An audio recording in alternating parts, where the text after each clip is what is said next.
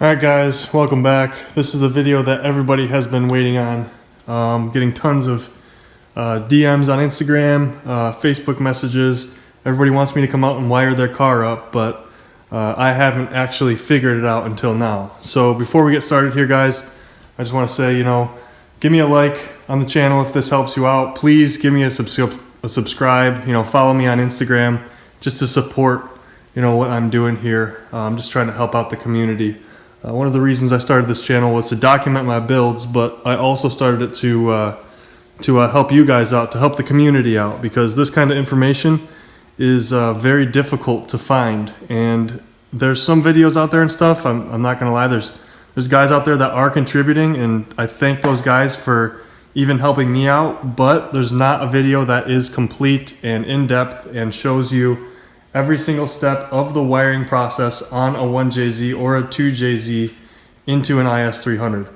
So this is the video you need if you're doing this swap. This video is going to save you $1,500 plus in a swap harness and $1,500 plus on a standalone ECU. You do not need to buy a swap harness. You do not need to buy a standalone. The factory 1JZ, JZX 110 or JZS 171 ECU will manage 350 plus horsepower, sometimes 400 horsepower. Some people are running with an upgraded turbo. That's stock ECU, stock injectors. So if your power goal is less than 400 horsepower on your car, do not buy a swap harness and do not buy a standalone ECU. This is the way to do it. So like I said guys, please give me a like, please give me a subscribe. I would really appreciate it because I'm trying to help you guys out here. And if I get support, I'm going to keep providing good content to you guys like this. So the wiring on this car is a mess right now. For the sake of me getting it running, the wires are just twisted together. I would highly recommend that you just twist the wires together and make sure you have everything separate from each other, obviously, the hot wires especially, the key-on hot wires especially, and test your wiring before you solder it. So what I'm going to do right now is, first of all, we're going to go over the fuel system, and then I'm going to show you guys that the vehicle starts, and then I'm going to tear the wiring apart, and I'm going to do it all over again and show you guys how to wire the 1JZ. This is for ETCSI 1JZ. This wiring is exactly the same for the JZX 110, the JZS 171 Crown, and also the Aristo. So the wiring that we're doing here, it works for both 1JZs and the twin turbo Aristo swap. The wiring is exactly the same. So I'm going to show you guys the fuel system right now, and then we'll get to the wiring here in a moment. So as you guys know, the 1JZ or the 2JZGTE is a returnless system, so you have to add a fuel line for the fuel to return back to the tank on the IS300. So what you're going to do basically is run a fuel line back to the tank here. And what I was going to do initially is I was going to add a return line to the existing pump location there. But just to make things easier, I decided to just bite the bullet and order this Aristo fuel pump here. So I got my fuel pump.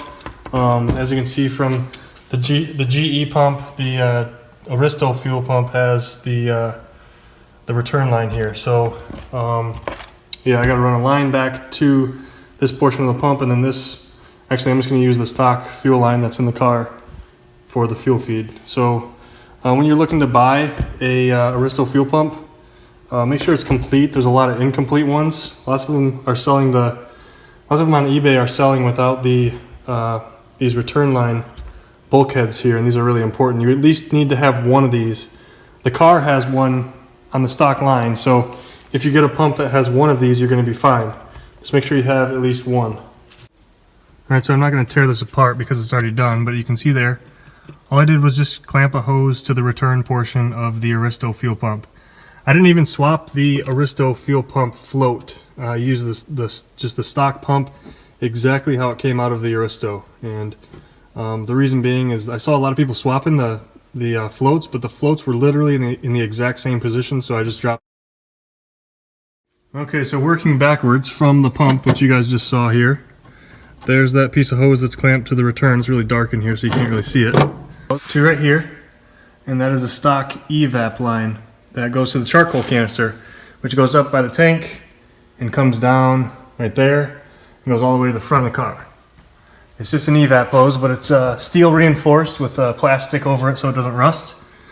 And the IS300 does not have a return, obviously, so I just used this existing evap line right here. There's already a line there for the return, you just got to clamp a hose to it. This hose goes up to the stock return, which is on the engine. I would highly recommend that you install this while the engine is out, because it's a pain.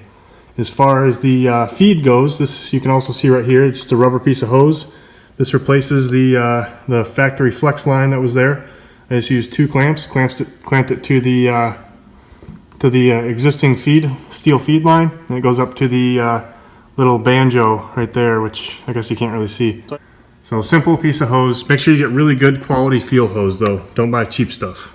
Fuel system's done. The engine, what I'm going to do now is just show you guys that it does run with my wiring here.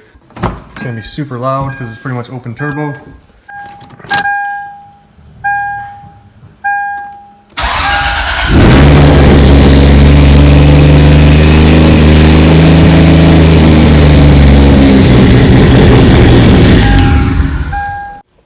Okay, so here's where you need to pay attention.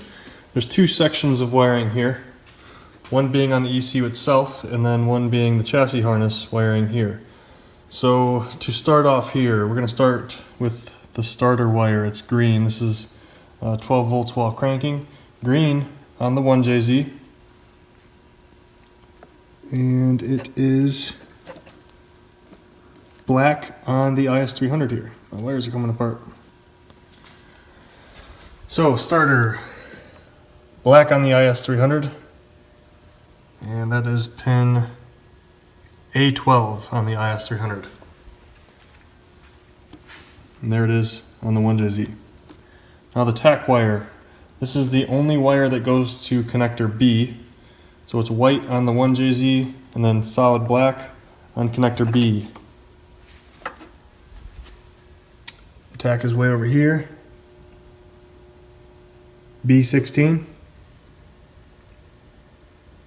B16 on connector B.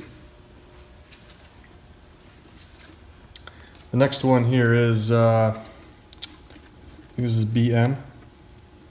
Yep, plus BM, 12 volt switch, ETCSI wire. Provides power to the ETCSI. It is blue and white on the IS300 and solid pink on the 1JZ.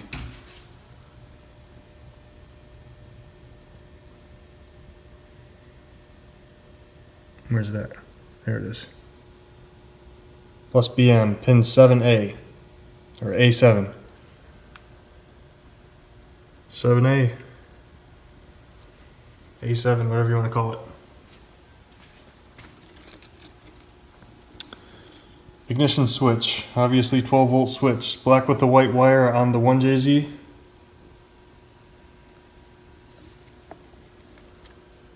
Black and orange on the IS300. Where's it at?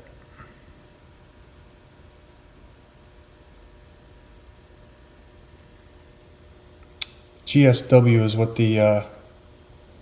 what the schematic says. Pin A17. Pin A17. Next one, we got battery. This is 12 volts all the time for ECU memory. Black and yellow. I believe this one is also black and yellow on the IS300. Yes, it is.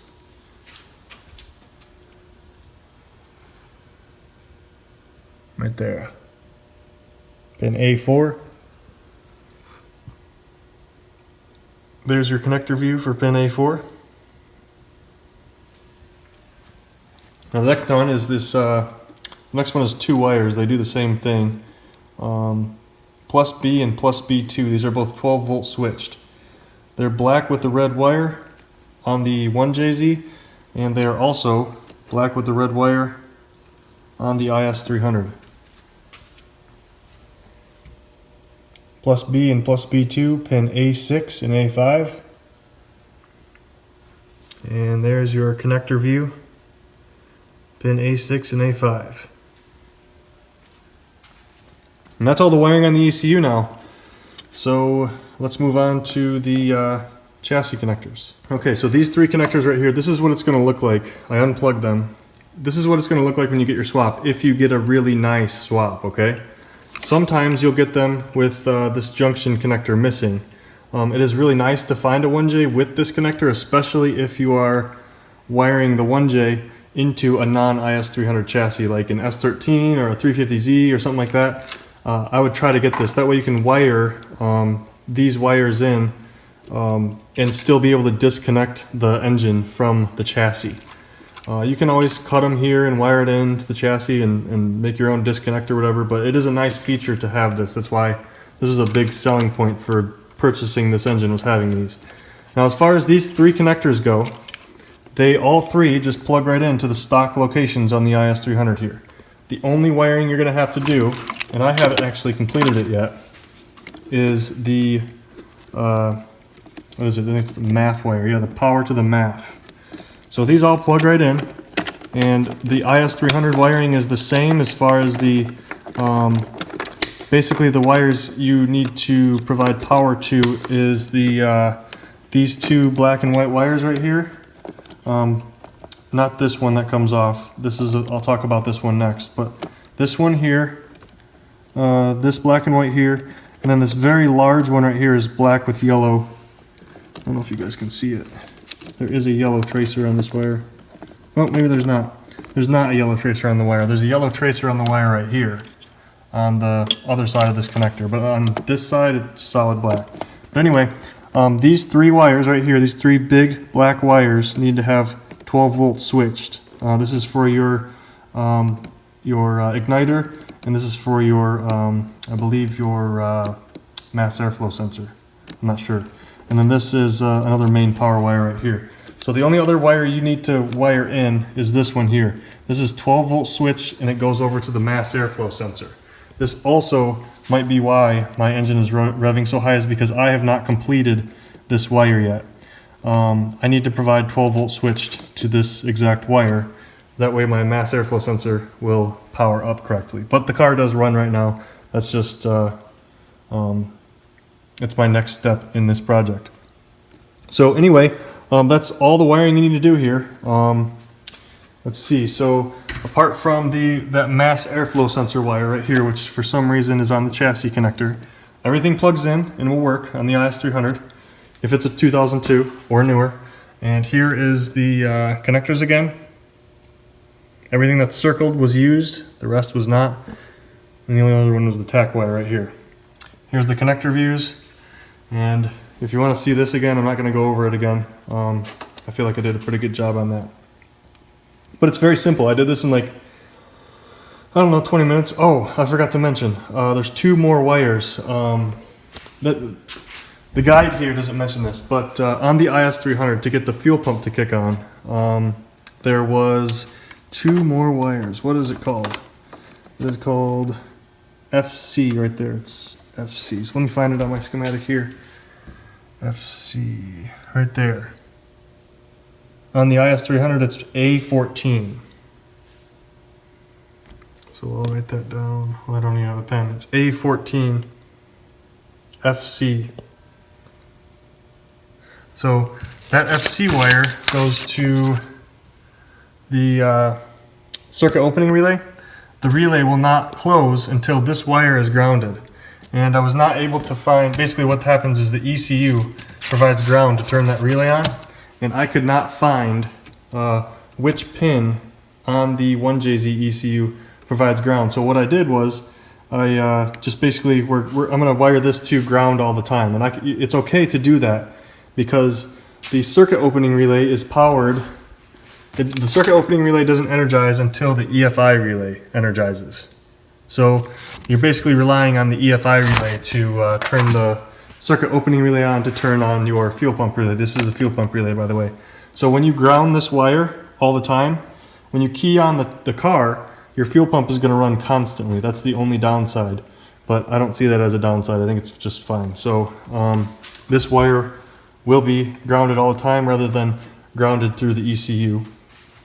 And there's one more wire that I wanted to make mention of, and it is the main relay. So the main relay needs to have switched power as well. So what I did is I pulled from this is for the igniter, and we have switched power for the main relay. I'll show you the wire on the IS300 schematic. Where is that at? Right there.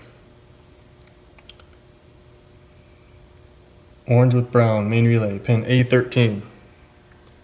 So pin A13. Here's pin A13. Was it black with orange or black with brown? I can't really tell.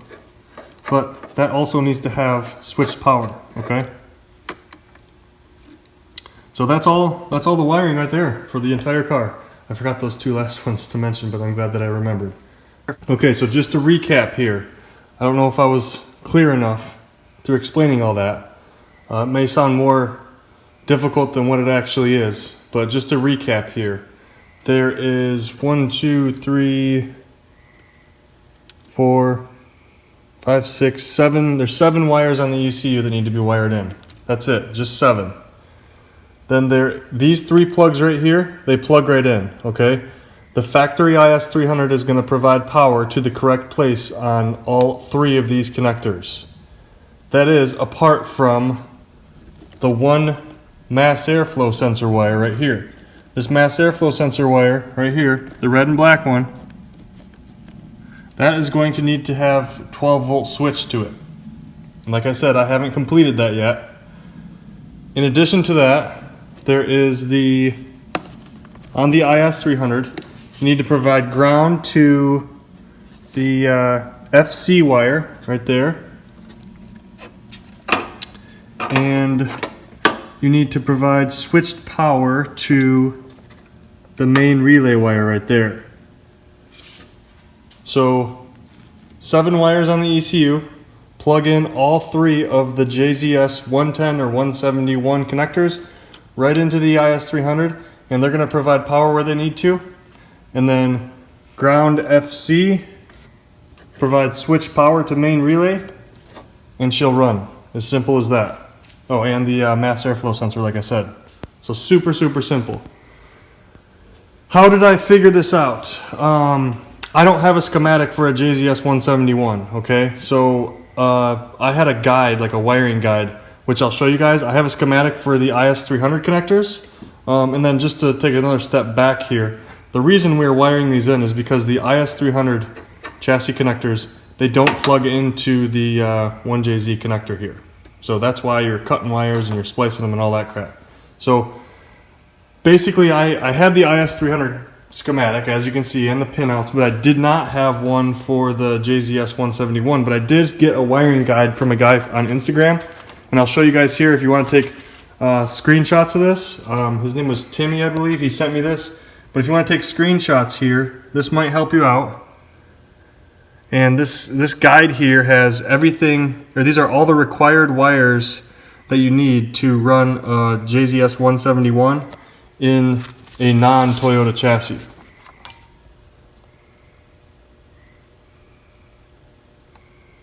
So just take screenshots. This is how I wired it in without having a JZS 171 schematic. I could not find one that was in English, so this guide worked out for me.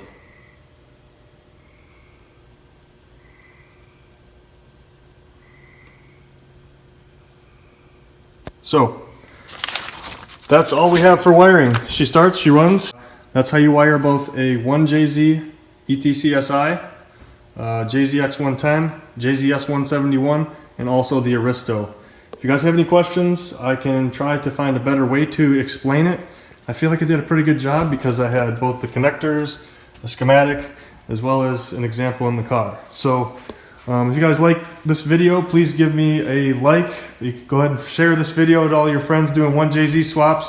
Share it to your friends that purchased standalones and super expensive harnesses. Show them they could have saved money, so maybe they'll do the swap again and they'll save a bunch of money. Stay tuned for more content, maybe some Honda content, maybe some VIP content. I'm pretty stoked. I just picked these up last night. Check that out. But stay tuned, guys. Lots more stuff coming for the 1J here. I'm gonna solder up all my wires, start installing the intercooler, have somebody come and fab me a downpipe. This thing should be done. So have a good night, guys. Like, comment, subscribe. If you have any questions, leave them in the comments.